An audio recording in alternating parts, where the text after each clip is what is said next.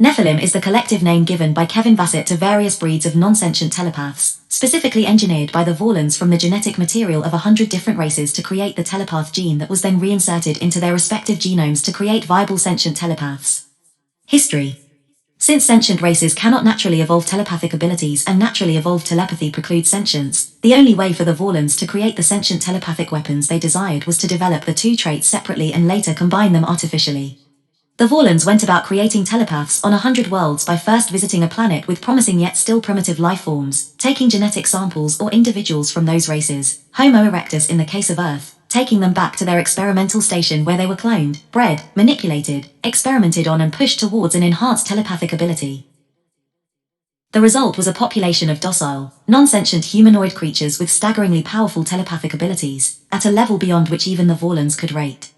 Their function was to act as hosts for the telepath gene that could be extracted and gradually introduced into their sentient cousin races. Like all Vorlon technology, the Nephilim, while incapable of any independent thought or problem-solving, were conditioned to obey their creators. When Kevin Vacit encountered them on the Vorlon experimental station in 2256, he dubbed them the Nephilim, after the bastard offspring of angels and human women from Hebrew tradition. Around the same time, the Earth Alliance starship Icarus landed on Zahardam, prematurely awakening the shadows and setting in motion the Second Shadow War before the Vorlons were fully ready. The Vorlons, fearing their Nephilim would fall into the hands of the shadows and satisfied that they had already fulfilled their purpose, bombarded the planet, apparently wiping out any useful traces of their creations.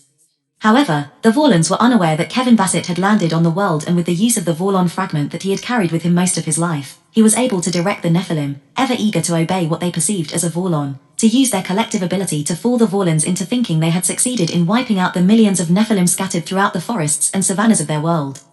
Though he was able to save only a few thousand, it was more than enough to exert a terrifying amount of telepathic pressure. In 2265, in the midst of the telepath war, both Psi Corps and the telepath resistance caught up with Vacit on the Vorlon outpost. The Psychops, led by Mr. Diamond, arrived first and were instantly overwhelmed by Vacit's Nephilim. When Lita Alexander and Michael Garibaldi arrived some days later, Vacit used the power to convince them that Vacit and the Psychops were dead and that the Vorlons had successfully wiped out the Nephilim and all trace of useful information.